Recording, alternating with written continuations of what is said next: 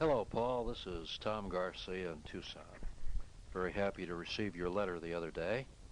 I'm going to reply via tape here, and let me tell you, don't send any of the tapes back. Keep them and use them or throw them away or whatever. I get them at a very nominal cost over at the Base Exchange here at Davis-Monthan Air Force Base in Tucson, so I certainly don't need them back. In fact, they aren't all that great a tape, quality-wise. They're probably shouldn't be used for anything serious after this one time that I send them to you. Well, I'd certainly like to hear about the novels that you've written and how long it took you to write them and what the subject was and anything you'd care to tell me about that. I haven't started on nor do I contemplate anything of any great length, except one little thing I'm doing as a hobby, and I do a page every once in a while, but I don't think it's ever going to turn into anything. And your comments about obtaining an agent or a publisher. I don't know much about agents or publishers, although I've heard them mentioned a number of times. And here is how I've heard them mentioned. And I took notes, which I can't find now. I wish I could. There's some place out in California where you can write and get a list of agents, reputable ones. We have a conference here in Tucson once a year at the University of Arizona, a writers' conference, put on by the Southwest Writers Authors Association. Association of Southwestern Authors or something like that. And you can go around to different seminars during the course of a Saturday. It takes up a whole Saturday. There's a fellow named Ted Schwarz, who is a writer. He writes for Writer's Digest magazine. I understand he had an article in last October, although my subscription had expired and I missed that one. He also wrote The Hillside Strangler, a book. And he writes screenplays and pretty successful. Nobody ever heard of him hardly, but he makes a good buck at it. I always attend his hour lecture, and he covers lots of different things, and one of the things he covered was about agents and how to get one and where to get the list and all. Well, if he's speaking at the next seminar, which is next month, January, and he comes up with some information along these lines, I'll be sure to take some notes and pass the information on to you. The only thing I remember him or somebody saying for sure was don't ever pay any agent any money. No money up front, no reading fees, no anything like that. Writer's Digest, if you don't subscribe, you should, or pick it up on the newsstand or whatever. I even go down to the used bookstore once in a while and pick up some back issues for 50 cents a piece or something like that. They don't hardly ever get out of date. I use it quite a bit for the Markets Update section, where I come across new magazines that are about to be published or have just started up. I find that new magazines are hard up for material, and they are very likely to accept articles from you. Much easier to sell to a new magazine than to try to sell an article to Playboy or I don't know what else. I just think Playboy comes to mind because I hear they pay lots of money. I've never tried to sell them anything. You mentioned newsletters here. For a little over 5 years, I edited and published and mostly did all the writing for a newsletter called 220 Notes West, patterned after 220 Notes out of Chicago, which started before me, went out of business during the time I was publishing, and has come back to life recently. Anyway, it was a ham radio newsletter aimed toward the users of the 220 megahertz band. Not too many of them out there, but enough to keep a newsletter going. I got tired of that and got a lot of valuable experience and stopped after a little more than 5 years. I was becoming more and more interested in computers and less interested in ham radio. I resumed my efforts on a much smaller scale in writing a monthly thing for our local computer users group here. There are lots of users groups in Tucson, all of them very valuable to the aficionados of whatever particular brand of computer they're interested in.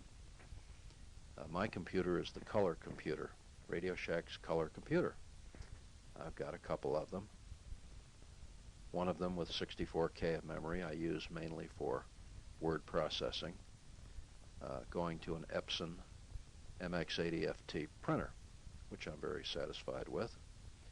Have a Gorilla Banana monitor, a couple of disk drives, a modem, of course, to get into CompuServe, and some things like that.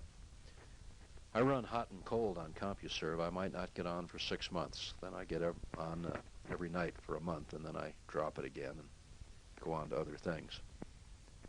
There are lots of bulletin boards right here in Tucson, and I spent so much money on CompuServe last month, I think I'll use the local bulletin boards here in town this month. Except I am going to go online with the encyclopedia tonight to do some research on a story. See how that works out. I'll run off a copy of that one of my newsletters, either this month or last month, the computer thing, and enclose it with this tape for your perusal. Well, I'm looking a little further down your letter here, and I see you mention Long-Range Reconnaissance Patrol in the Delta, 67, 68. 68. Boy, that ought to give you lots of background material and actual material for stories. Riverine Force? That sounds Navy-ish. I just finished working part-time, very part-time, as a volunteer for a guy named Jim Colby, who was running for Congress here in Southern Arizona's 5th Congressional District. And the reason I decided to volunteer to work for him was because I had read somewhere that he was one of 3 or 4 Vietnam veterans who were running for Congress this year. So I decided to go down and help him. He's a Republican. The incumbent that he was going up against was a good guy, a fella who had not made any enemies, who nobody disliked, who nothing wrong with him, but I thought I'd work for Colby. And last time, 2 years ago, Colby lost by 2,000 votes. And this time he won by 6,000 votes. So it was pretty close in either case. But anyway, I was working up to. He was in the Riverine stuff. He was a naval officer. I've often wanted to talk to him about that, but he's so busy, you really can't get in any lengthy conversations with him. He's running here and there and everything.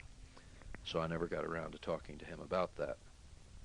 Had a party last Sunday, one of a number of parties, just little get-togethers for the volunteer workers, and I could have talked to him somewhat about it then, but that happened to be the exact same time that the annual Arizona Memorial Service was taking place for the battleship Arizona that was sunk on December 7th, 1941, and I'm very, very interested in battleships and Pearl Harbor, and friends of mine involved.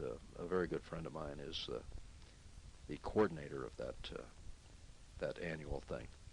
This was I think the 31st annual memorial service, outdoor service. It's I made it sound like a church service. It's not that. It's a patriotic thing. So I didn't get to go up to Colby's party. Oh, you were with the Rocks and the Arvins, the Navy, the Ties. Wow. Those Rocks, they were really something. And I had good and bad experience with the Ties. Some of them were really sharp, and some of them were really not very good. In Thailand, I was with the Thais from time to time. I see you collect factual books from Vietnam, including tech manuals and studies. Well, my friend Erwin Bader in the Bronx also is big on factual books. Boy, does he hate fiction. And tech manuals. He was going by one of the armories there in New York one time and told me he looked in their dumpster and found all kinds of tech manuals they'd thrown away and scarfed them up. Yeah, he's a big collector, too. He just bought a flak vest, slightly used. He said it was almost like new, and he was so happy he got it for $55 somewhere. I don't know where. I told him to send me the address. I have another friend who is real big into collecting articles of clothing, helmets, oxygen masks, anything like that. I will take the liberty of sending a copy of your letter here to Erwin, and you and he have a lot in common. He may want to talk to you about, well, I think he'd probably like to give you a list that he's making up. Now, this is a rather impossible task, but he's working on it. A list of books about Vietnam that he's found over the years, only nonfiction. And he has gotten a big kick out of some things I've given him. I gave him a copy of a book called Prairie Fire. I was with Prairie Fire. And this is by a Special Forces guy, supposedly, named Kent White. Sounds like a fake name. And, golly, Erwin was up in Khartoum also, as I was. Erwin just picked out all kinds of errors in that book, a lot more than I found. It's hard to believe Kent White was ever in Khartoum, the way he described things, the way he described the Special Forces camp, the highway running, Highway 14 running east to west through the camp. Well, it was north to south. The camp being north of Khartoum City, it was south of Khartoum City. It was just awful hard to figure out how he was really there. Yeah, the photos, what a problem. I have an article that's been accepted by Gung Ho, and I thought the photos would be immediately forthcoming from the place in Washington where you buy official photos, but they seem to have lost my order. My check was never cashed, the photos never showed up, and it's been over 3 months now. I'm still corresponding with them, trying to get those photos. We got off to a good start with them. They sent me Xeroxes of the 2 photos I needed and the numbers, and said they do business in a funny way. They said, if you would like to buy these photos, write us and tell us, and we will quote a price. Why they couldn't quote the price in the first letter, I don't know. And the price is the same. It's a Xerox sheet that says 4x5 black and white is $6, and et cetera, et cetera. So I wrote them and said, yes, I want those 2 pictures, and they sent me the Xerox sheet. And I sent them $12 for the 2 pictures. A couple of weeks later, I get another letter saying, we understand you'd like to buy some pictures from us. Describe them more fully, and we will tell you if we have them. Well, I ignored that letter because I'd already ordered them and sent the money, and nothing's ever developed since then. Gung Ho's probably mad at me. So we'll see whatever develops there. The pictures that I needed so desperately, and I hope I'll get someday, are of something called the E63 Man-Pack Personnel Detector. We called it the urine sniffer. Maybe you've heard of it. I didn't keep any negatives. I have some pictures. I had 1 roll of real good color pictures, but I took them on a film called Kodacolor X, which isn't made anymore, which was one of the very first fast color films. I think it had an ASA rating of 64, which was fast in those days. Seems to me standard color was about maybe 32 ASA. Anyway, you can't it's very hard to get anybody to print Kodacolor X now because there's a different chemical system used, which isn't available anymore. So I've been taking photographs of photographs.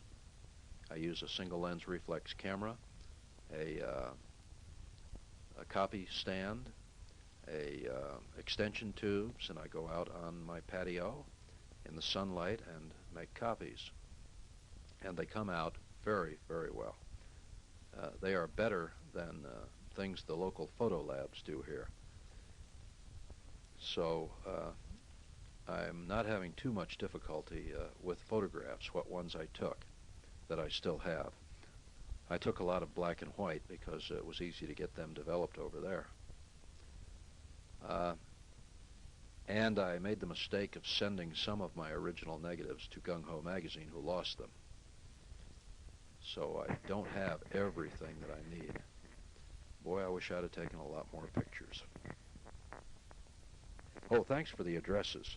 Thanks very much. I will get in contact with those people. That thing you told me about from Gung Ho Magazine, where they want to be between you and the publishers and retain 50%, doesn't sound so terrific, unless you wanted to, maybe you had one medium-length article, and you asked them to sell that for you. And once you get in with a publisher, by getting something published, then you can go straight to the publisher from that point on. I don't really see anything unethical about that, although I haven't thought this thing out completely, but that just pops to the top of my mind here. The computer articles that I write for Computer Shopper, I don't think anybody else is turning in articles on the color computer for them. And I know by talking to her on the phone, the editor there who I work with, and she knows me, and when I send her something, why, it's not over the transom so much. Well, it is, but at least it's from somebody she knows and has heard from, and she knows I know how to spell and things like that, punctuation, grammar. Well, these things you collect from Vietnam, Irwin is quite a collector of those things. He sent me something nice the other day. He made them and sold them to officers over there, sort of a kind of an officer's swagger stick.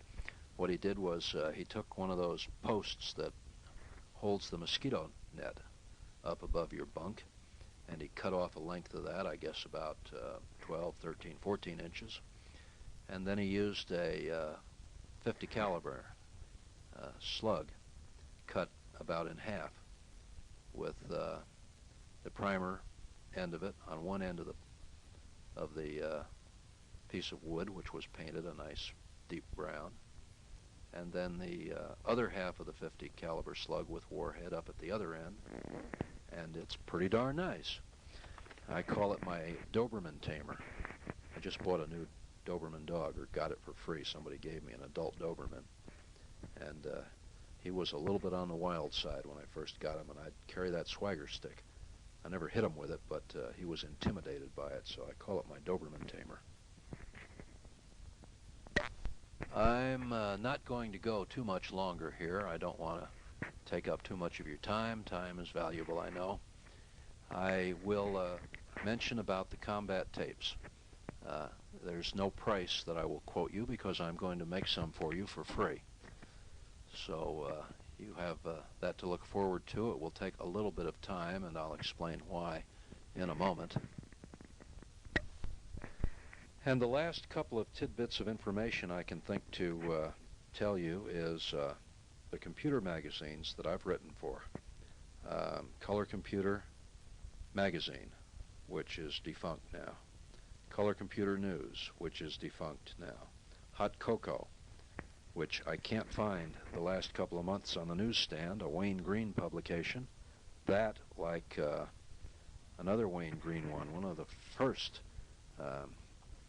computer magazines, used to be called Kilobod, and then they changed their name to Microcomputing.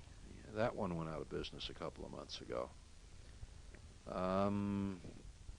Who else? A Computer Shopper, Anyhow, the pay isn't all that great. About $75 an article. One with photographs, maybe 125. They like photos. The only article I've had published in Gung Ho was a short one in I think the December issue, called Movies and the Montagnards. Took place up in Khartoum. A few pictures. That one was worth $350. Two other articles that they have accepted. One is called With the Hill Tribes, Travels in the Golden Triangle. That's they have accepted that, and they say they want to publish it, but I haven't seen any money yet. It's many times more lengthy than Movies and the Montagnards, so I expect the pay should be pretty good. And finally, the one about the personnel detector.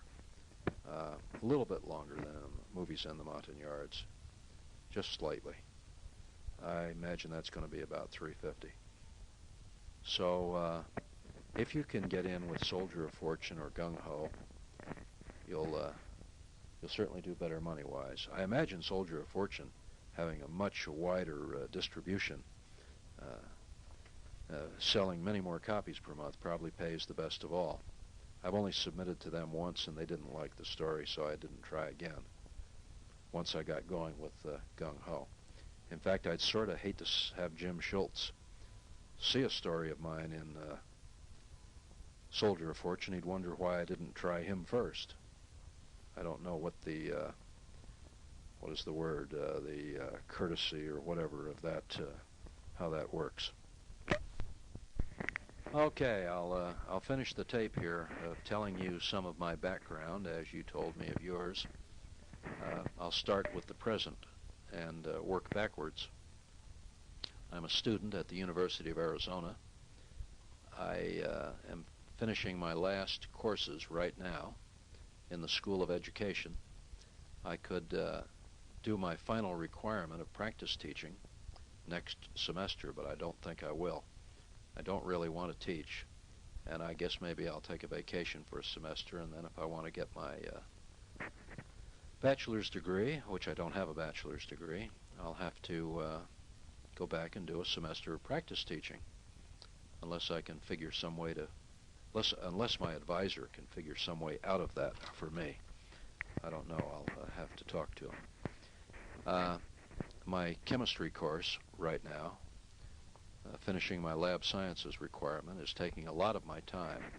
When that's over in another 2 weeks or so, or less than that, I suppose, a week or so, then I'll get to work on making, dubbing some tapes for you, combat tapes.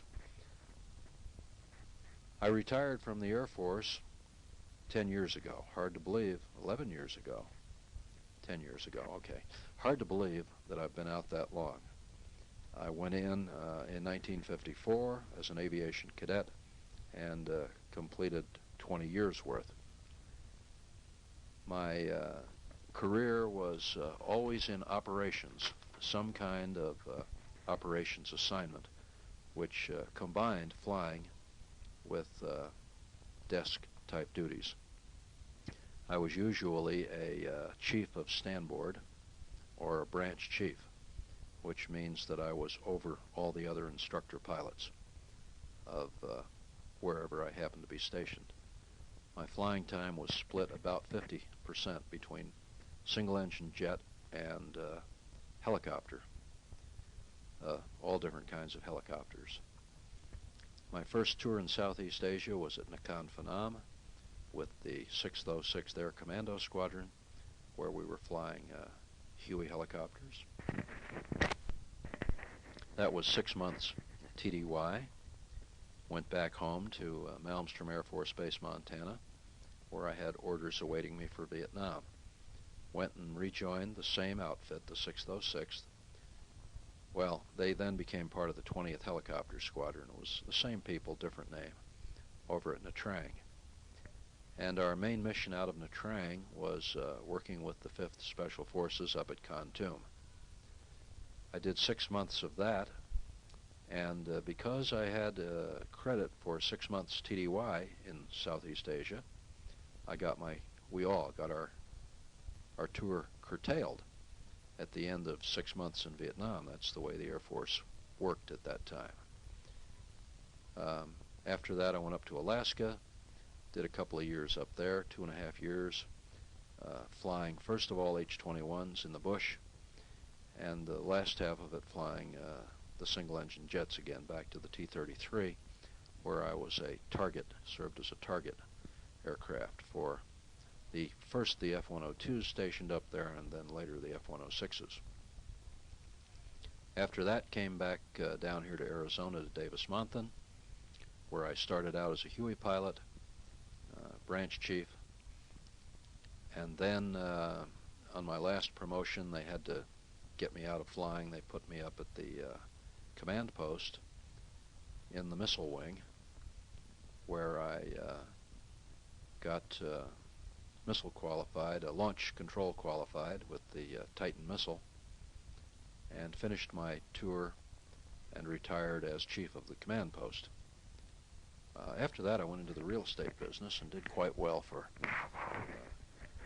a number of years.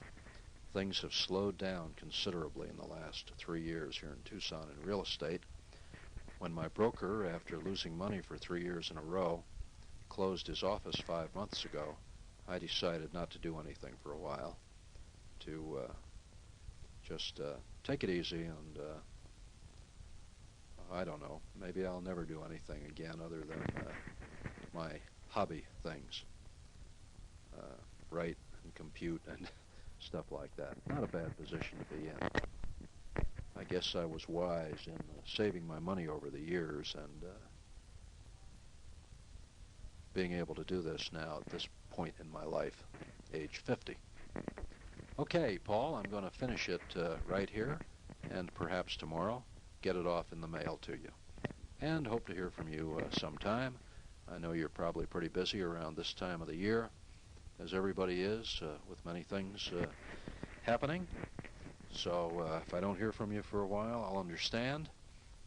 And if we can trade some information, hints and tips, and what's going on in the wonderful world of trying to make a few dollars out of writing, whether it be mostly a hobby or just nice to get a check once in a while, I'll be happy to talk to you about it and receive a letter from you. As you say here, you don't like tape players. Okay, and don't forget, I don't want this tape back. Goodbye.